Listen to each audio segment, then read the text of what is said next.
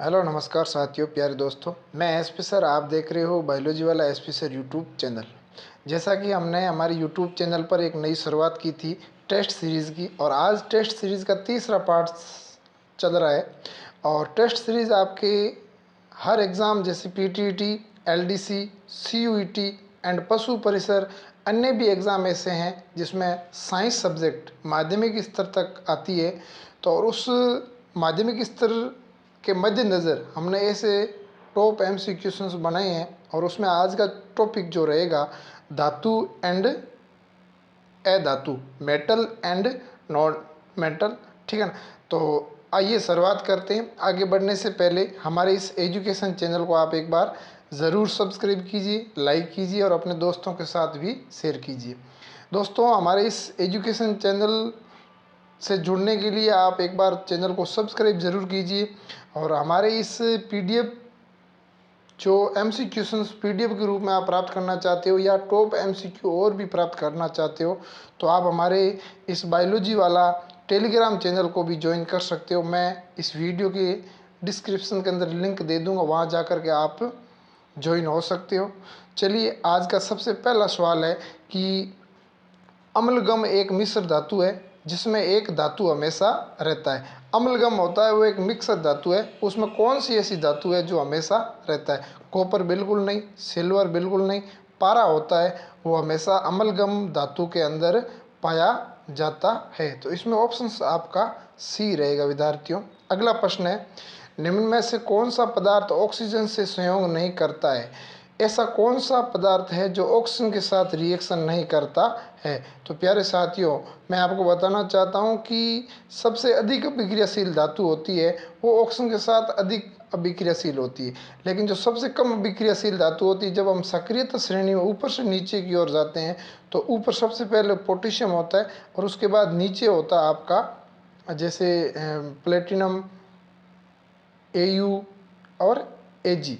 Silver, gold और platinum ये एक ऐसी धातु होती है, सिल्वर फिर भी ऑक्सीजन के साथ क्रिया कर लेती है, लेकिन जो सोना होता है वो ऑक्सीजन के साथ अभिक्रिया नहीं करता है। तो इसमें आपका तांबा तो बिल्कुल करेगा। गोल्ड जो होता है वो ऑक्सीजन के साथ अभिक्रिया नहीं करता है, जिसको एयू के नाम से जानते हैं। अगला प्रश्न है, कौन विद्युत का सर्वोत्तम सुचालक है?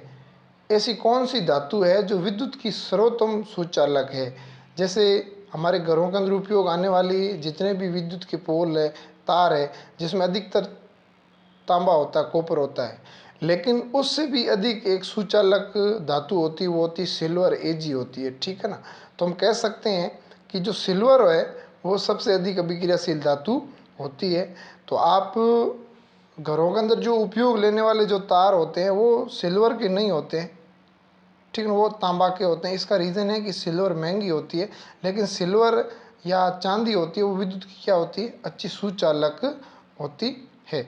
अगला प्रश्न है बच्चों, बॉक्साइड निम्नलिखित में से किस धातु का मुख्य अयस्क है? बॉक्साइड की यदि बात करें तो ये एल्यूमिनियम ऑक्साइड और प्लस 2 जल की बूंदें, जो ऑक्साइड का एक क्या होता है? फॉर्मूला होता है। इसमें जो आप देखोगे तो एल्यूमिनियम, तो ये लोहे का तो होता नहीं, कैल्शियम का भी नहीं है, सोडियम का भी नहीं है। एल्यूमिनियम का जो एस्क है वो बॉक्साइड होता है। अगला प्रश्न है बच्चों कि निम्नलिखित में कौन उप धातु है? ये आपको दिए हुए हैं, जैसे फेरस धातु है, मेटल है, ठीक है ना, कॉपर भी मेटल है, निकल भी मेटल है, लेकिन एंटीमनी होती है वो हमेशा याद रखना मेटेलोइड है, उप धातु है। ठीक है ना, उप धातु। वैसे ये 7 उप धातुएं होती है, ठीक है ना। जैसे यदि बोरोन की बात करें, सिलिकॉन की बात करें, ठीक है ना, उसके बाद आपका जर्मेनियम, आर्सेनिक, टेलुरियम, एंटीमनी और पोलोनियम एक और होती है। ठीक है ना, ये 7 धातु उप धातुएं होती है। तो इसमें आपका ऑप्शंस बच्चों डी राइट होगा। अगला प्रश्न है, शुद्ध सोना को व्यक्त किया जाता है। ध्यान रखना, शुद्ध सोना हमेशा 24 कैरेट का होता है। कभी भी यह कहते हैं ना कि 24 कैरेट, और जब भी ज्वेलरी बनाई जाती है तो उसमें 22 कैरेट का सोना रखा जाता है, क्योंकि सोना हमेशा मुलायम होता है, जिसका आकार कठोर बनाने के लिए उसके अंदर 2 कैरेट अन्य चांदी या तांबा मिलाया जाता है, लेकिन शुद्ध सोना हमेशा 24 कैरेट होता है। अगला प्रश्न बच्चों, पीतल एक मिश्र धातु है। पीतल क्या है अभ्यार्थियों? मिश्र धातु है जो कॉपर और जिंक से निर्मित होती है। तो हम कह सकते हैं कि कॉपर एक मिश्र धातु है। अगला प्रश्न है, निम्नलिखित में से किसे चाकू से काटा जा सकता है? जो अधिक अभिक्रियाशील धातु होती है उसमें आपके ऐसी धातु हैं जो मृदीय या सारी मृदा धातु होती है। यदि लिथियम की बात करें तो बिल्कुल लिथियम एक ऐसी धातु है, और उसके बाद लिथियम है, पोटेशियम है और सोडियम।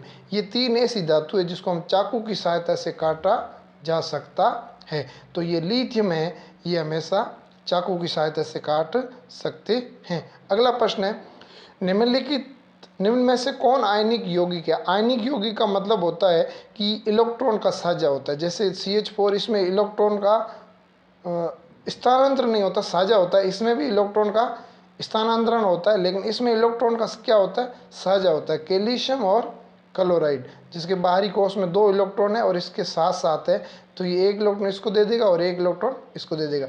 अब इसमें ध्यान रखना कि जब इलेक्ट्रॉन त्याग रहे हैं तो इसके ऊपर धन आयन आ जाते हैं, और ये इलेक्ट्रॉन ग्रहण कर रहे हैं तो इसके ऊपर क्या आ जाते हैं?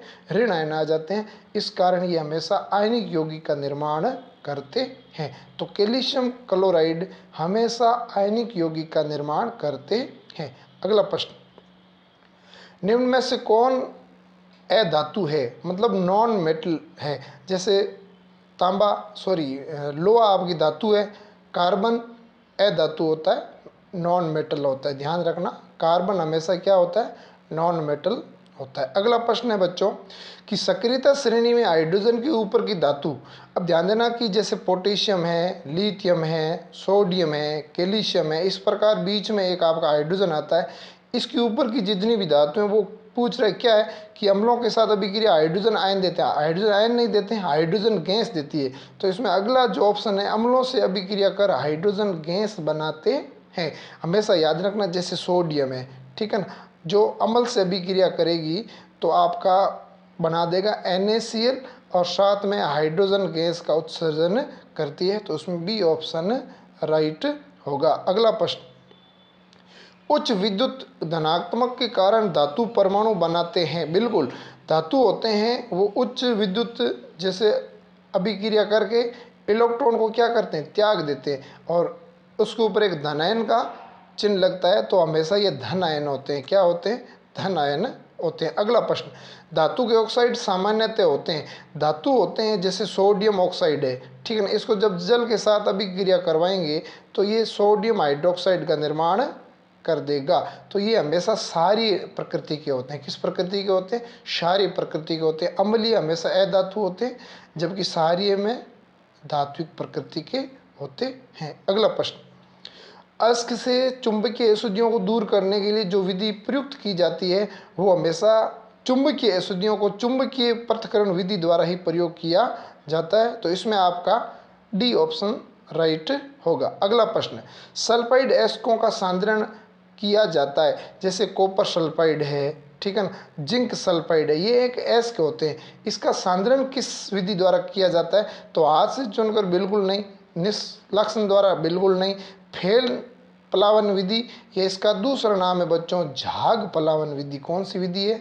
झाग प्लावन विधि के द्वारा इसको हम सांद्रण किया जा सकता है। तो इसमें सी ऑप्शन राइट होगा। अगला प्रश्न बच्चों, प्रिय साथियों, हमारे इस एजुकेशन चैनल के द्वारा मैं प्रत्येक दिन every day to every day रोज़ाना एक चैप्टर की मैं आपको टेस्ट सीरीज करवाऊंगा। आप ज़्यादा से ज़्यादा विद्यार्थी जुड़ें और अपने जितने भी जिस प्रतियोगिता एग्ज़ाम की तैयारी कर रहे हो उस एग्ज़ाम के अंदर ये जो प्रश्न उत्तर है, ये या तो प्रश्न पिछले एग्ज़ाम में आ चुके हैं या आगे आने की संभावना है 90%। इसको ध्यान से देखें, पूरी क्लास को देखना। अगला प्रश्न है, निम्नलिखित में से कौन एल्यूमिनियम का मिश्र धातु? एल्यूमिनियम का मिश्र धातु कौन है? तो ये इसमें याद रखना बच्चों, पीतल ये बिल्कुल नहीं है, कांसा भी नहीं है, जर्मन सिल्वर भी नहीं है, मैग्नीशियम, ठीक है ना, ये हमेशा एल्यूमिनियम और मैग्नीशियम दोनों के द्वारा एक मिश्र धातु बनाई जाती है, ठीक है ना। अगला प्रश्न, कॉपर का निष्कर्षण मुख्यतः किस अयस्क से किया जाता है? कॉपर का जो निष्कर्षण है, वैसे कॉपर ग्लास भी होता है, लेकिन उसको जब कार्बन के साथ अभिक्रिया करवाते हैं, जलाते हैं, लेकिन अधिकतर निष्कर्षण हमेशा कॉपर पाइराइड से किया जाता है, कॉपर फेरस सल्फाइड, ठीक है ना, जिसको कॉपर पाइराइड के नाम से भी जानते हैं। तो याद रखना, इसमें भी ऑप्शन राइट होगा। अगला प्रश्न है, किसी अधातु के परमाणु के बाह्यतम शेल में इलेक्ट्रॉन की संख्या होती है। जैसे मैं एक श्रृंखला लिखता हूँ, सोडियम है, मैग्नीशियम है, एल्यूमिनियम है, सिलिकॉन है, फास्फोरस है, सल्फर, क्लोरीन और आर्गन। अब इसके बारीक कोष में 1, इसके बारीक कोष में 2, इसके 3, इसके 4, इसके 5, इसके 6, इसके 7 और इसके 8। जब सोडियम, मैग्नीशियम, एल्यूमिनियम ये धीरे धीरे धातु से अधातु होते जा रहे हैं, तो धातु से धातु जाते हैं, तो इसके बाहरी कोष में ध्यान देना 4, 5, 6, 7, 8। तो इसमें जिसमें 4, 5, 6, 7, 8 है, वो अधातु के इलेक्ट्रॉन होते हैं। तो इसमें ऑप्शन आपका सी होगा। यदि 1, 2 ये तो धातु के होंगे, किसके होंगे? धातु के होंगे, याद रखना बच्चों। अगला प्रश्न है, साधारण गंधक किस आणविक रूप में पाया जाता है? गंधक का मतलब होता है बच्चों सल्फर, और सल्फर हमेशा अष्टपरमाणुक होता है, और जिसकी संरचना हमेशा वलयाकार होती है। क्या होती है? वलयाकार होती है। तो हमेशा याद रखना सल्फर 8। अगला प्रश्न, फास्फोरस का आणविक सूत्र होता है। फास्फोरस जो हमेशा श्वेत 4 रंग का होता है, श्वेत, काला, लाल, ठीक है ना, पीला। तो इसमें याद रखना कि फास्फोरस के 4 परमाणु मिलकर के P4 का निर्माण करते हैं। तो फास्फोरस हमेशा P4 आणविक सूत्र में होता है। तो इसमें आपका ऑप्शन आपका राइट होगा, डी राइट होगा। अगला प्रश्न है बच्चों, सोना निम्नलिखित में से किस दरों में घुल जाता है? सोने, चांदी, इनको सोनार होते हैं, वो साफ सफाई करते हैं, जंग लगी होती है, तो उसमें क्या होता है? HCl और HNO3 दोनों का क्या होता है? रेशियो होता है 3:1, जिसको हम एक्वारेजिया के नाम से जानते हैं। किस नाम से जानते हैं? एक्वारेजिया, या दूसरे इसको बोलते हैं हिंदी में अमलराज, ठीक है। तो इसके अंदर इसको जब सोने चांदी को डालोगे तो ये आसानी से घुल जाएगा। तो इसमें ऑप्शन राइट होगा ए। अगला प्रश्न, कौन सा अधातु कमरे के ताप पर द्रव होता है? तो सीधी सी बात है कि धातु की यदि बात करें, ये कंफ्यूज करने वाला विद्यार्थियों सवाल है। आप इस अधातु को समझते नहीं और सीधा आप लिख देते हो सर पारा, बिल्कुल नहीं है, ये धातु है। अधातु की बात करें तो आपका जो ब्रोमीन होती है वो हमेशा कमरे के तापमान पर द्रव अवस्था में पाई जाती है। तो इसमें ब्रोमीन होगी, न कि पारा। पारा कब होगा? जब इसकी जगह धातु पूछ लिया जाता है, ध्यान रखना। अगला प्रश्न, सीसा और टिन की मिश्र धातु को, सीसा जैसे बात करते हैं, सीसा को सीसा जैसे Pb, ठीक है, और टिन Sn, दोनों की मिश्र धातु मिलकर के सोल्डर का निर्माण करती है, जो वेल्डिंग करने वाले तार होते हैं उसका निर्माण करती है। तो हमेशा याद रखना सोल्डर मिश्र धातु का निर्माण होता है। अगला प्रश्न, निम्नलिखित में से कौन अधिक अभिक्रियाशील होता है? अब इसमें यदि बात करें तो कॉपर, पारा, ये इसमें हमेशा याद रखना कॉपर, पारा, Ag और Au। तो इसमें सबसे अभिक्रियाशील धातु की यदि बात करें तो सक्रिय से ऊपर से नीचे जाने पर अभिक्रियाशीलता घटती है। तो इसमें याद रखना बच्चों, सबसे ज़्यादा अभिक्रियाशील धातु कॉपर होती है। क्या होती है? कॉपर होती है। अगला प्रश्न है, कभी कभी ये सारणी में पारा दिया होता है, तो इस कॉपर की अपेक्षा ये पारा भी होता है, ये भी याद रखना। तो इसमें यदि बात करते हैं तो इसमें ज़्यादातर पारे की संभावना ज़्यादा होती है, पारा होता है वो कॉपर की अपेक्षा अधिक अभिक्रियाशील धातु होती है। अगला प्रश्न आपका है, निम्नलिखित में से कौन अति ज्वलनशील है? मतलब फास्फोरस की बात करते हैं। फास्फोरस 4 प्रकार के होते हैं। इसमें जो श्वेत व्हाइट फास्फोरस होता है वो हमेशा अत्यंत ज्वलनशील होता है। तो याद रखना विद्यार्थियों, ये कई बार सवाल पूछे जाते हैं और ये सवाल आया हुआ भी है। अगला प्रश्न, विद्युत अपघटनीय परीक्षण से अशुद्ध धातु को बनाया जाता है। जैसे 2 प्रकार की आपकी सड़ होती है, या हम कह सकते हैं इलेक्ट्रोड होती है। एक आपकी कैथोड की होती है, ठीक है ना, और एक एनोड की होती है। तो अशुद्ध धातु हमेशा एनोड पर आती है। कहाँ पे आती है विद्यार्थियों? एनोड पर आती है। तो इसमें एनोड आपका आंसर राइट होगा। अगला प्रश्न, निम्नलिखित में से कौन सबसे अधिक अभिक्रियाशील धातु है? निम्नलिखित में से सबसे अधिक अभिक्रियाशील धातु की बात करें तो वही सेम प्रश्न वापस आ गया। तो यदि ऊपर से शुरुआत करते हैं तो पोटेशियम, सोडियम, कैल्शियम, मैग्नीशियम, ठीक है ना। तो इसमें सबसे अभिक्रियाशील धातु की बात करें तो पोटेशियम होगी। कौन सी होगी? पोटेशियम होगी। उसके बाद सोडियम, उसके बाद कैल्शियम, उसके बाद मैग्नीशियम। तो सबसे अधिक अभिक्रियाशील धातु हमेशा क्या होती है? पोटेशियम होती है। अगला प्रश्न, वल्कनीकरण। वल्कनीकरण का मतलब होता है कि जो आइसोप्रीन रबर होता है ना, उस रबर के अंदर सल्फर की मात्रा को मिला दिया जाता है, जिससे रबर कठोर प्रदान हो जाता है, कठोरता आ जाती है। तो इसमें ये कह रहा है कि क्या मिलाया जाता है? तो हमेशा साधारण गंधक। अभी इसमें साधारण गंधक और इसमें अष्टफलकीय गंधक की बात करें तो ये दोनों एक ही है, ठीक है ना। ये इसमें थोड़ा सा मिस हो गया। यदि इसकी जगह दूसरा लिखते हो तो हम इसको साधारण गंधक रूप मानेंगे, और साधारण गंधक हमेशा अष्टफलकीय अष्टपरमाणुक होता है। तो इसमें आपका ऑप्शन ए राइट होगा। अगला प्रश्न, 1 ग्राम सोने से कितना लंबा तार बनाया जा सकता है? हाँ बिल्कुल, 1 ग्राम जो सोना होता है उससे 2 किलोमीटर लंबे तार बनाए जा सकते हैं। क्यों?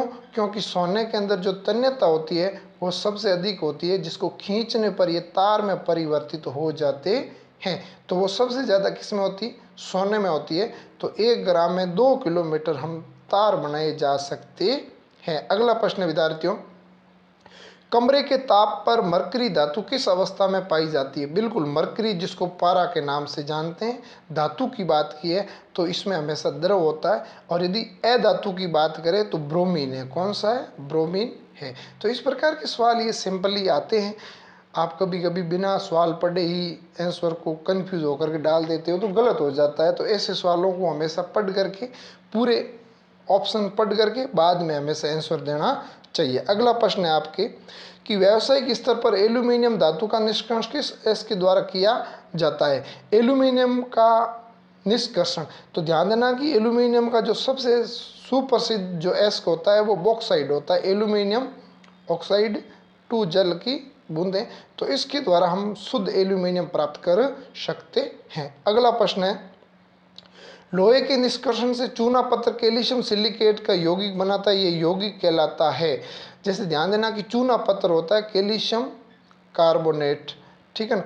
एक ये होता है, एक होता है कैल्शियम सिलिकेट, ठीक है ना। तो इसका यौगिक क्या कहलाएगा?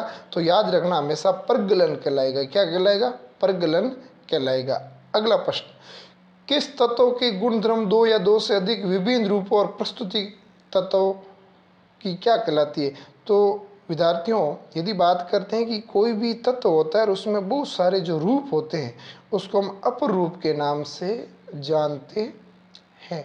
और जैसे कार्बन के 3 रूप होते हैं, हीरा, ग्रेफाइट, ठीक है, और फुलरीन, ठीक है। ये 3 रूप होते हैं जिसको अपर रूप के नाम से जानते हैं। तो इसमें ऑप्शन आपका ए राइट होगा। जैसे समव्यवस्था क्या होती है कि एक ही संरचना की, एक ही हाइड्रोकार्बन की श्रृंखला से 4-5 संरचना बनती है, उसको समव्यवस्था कहते हैं, ठीक है ना। अगला प्रश्न, धातु की प्रकृति होती है, धातु हमेशा इलेक्ट्रॉन त्यागने पर धनायन का निर्माण करते हैं, तो ये विद्युत धनात्मक होती है, याद रखना प्यारे विद्यार्थियों। अगला प्रश्न, लोहा तथा इस्पात को जंग से सुरक्षित रखने के लिए उन पर किस धातु की पतली परत चढ़ाई जाती है? प्यारे साथियों, यदि लोहा होता है उसको जंग से बचाने के लिए उसके ऊपर जस्त जिंक की परत चढ़ाई जाती है, ठीक है, जिसको हम यशद लेपन के नाम से भी जानते हैं। गैल्वेनीकरण, तो इसमें हमेशा याद रखना जिंक होता है उसकी परत चढ़ाई जाती है। अगला, किस रासायनिक यौगिक को गर्म करने पर प्लास्टर ऑफ पेरिस प्राप्त किया जाता है? पीओपी प्राप्त किया जाता है। तो विद्यार्थियों, ये जिप्सम जो होता है उसको हम 443 केल्विन तापमान पर गर्म करेंगे तो हमें पीओपी प्राप्त हो जाएगा, जिप्सम, याद रखना। और इसका जो पीओपी का सूत्र होगा वो कैल्शियम सल्फेट 2 जल की बूंदों की जगह क्या होगा? आपके 2 जल की बूंद की जगह होगा आधे जल की बूंद। क्या होगा? आधे जल की बूंद, याद रखना। अर्ध हाइड्रेट, ये आपका सूत्र बन गया पीओपी का। तो हमेशा याद रखना पीओपी किससे प्राप्त होती है? जिप्सम से प्राप्त होती है। अगला प्रश्न, अभिक्रिया के इस क्रम में कौन सही है? सबसे पहले यदि देखा जाए तो ये अभिक्रियाशीलता के आधार पर एल्यूमिनियम मैग्नीशियम, बिल्कुल ये गलत है। मैग्नीशियम हमेशा अधिक अभिक्रियाशील होता है, ये तो गलत है। फिर जिंक एल्यूमिनियम, ये भी गलत है क्योंकि एल्यूमिनियम हमेशा अधिक अभिक्रियाशील होता है जिंक से, तो ये भी गलत है। मैग्नीशियम बिल्कुल सबसे अधिक, उसके बाद एल्यूमिनियम बिल्कुल राइट है, जिंक बिल्कुल राइट है, और फेरस सबसे कम अभिक्रियाशील।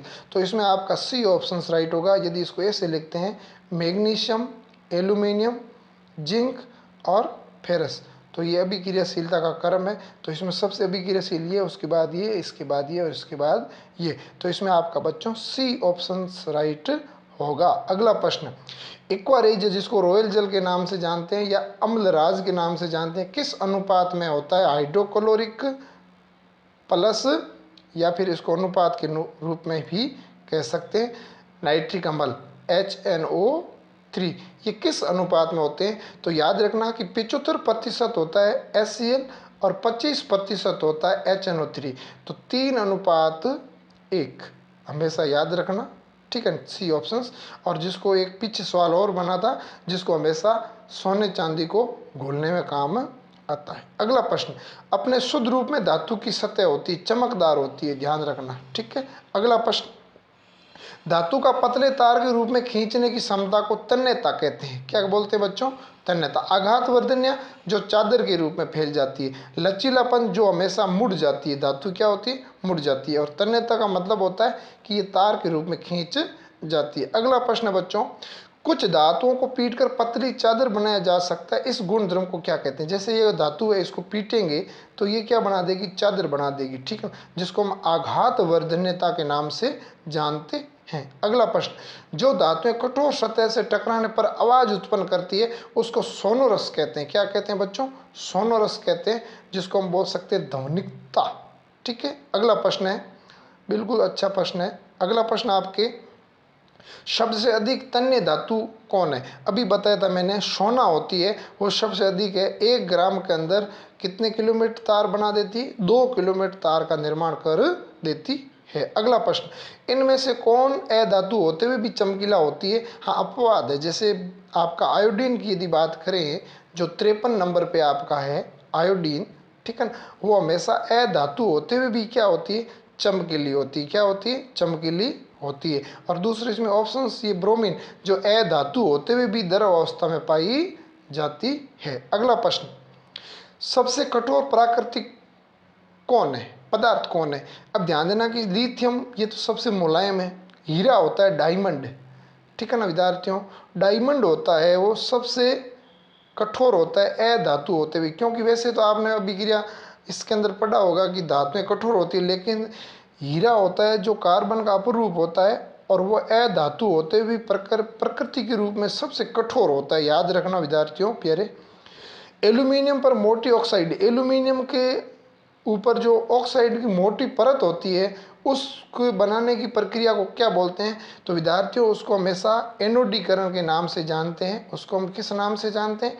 एनोडीकरण के नाम से जानते हैं। तो ये आपके जो 46 क्वेश्चंस थे, जो बहुत ही टॉप MCQ थे, और इस टॉप MCQ इसी प्रकार मैं रोज़ाना आपको एक नई टेस्ट सीरीज के रूप में लाऊंगा। प्रत्येक चैप्टर अलग अलग लाऊंगा और अलग अलग टॉप MCQ लाऊंगा, ताकि आपके जो भी एग्ज़ाम प्रतियोगिता परीक्षा में भाग लेने वाले जितने भी विद्यार्थी अभ्यर्थी हैं उनके लिए एक रामबाण के रूप में साबित होगी।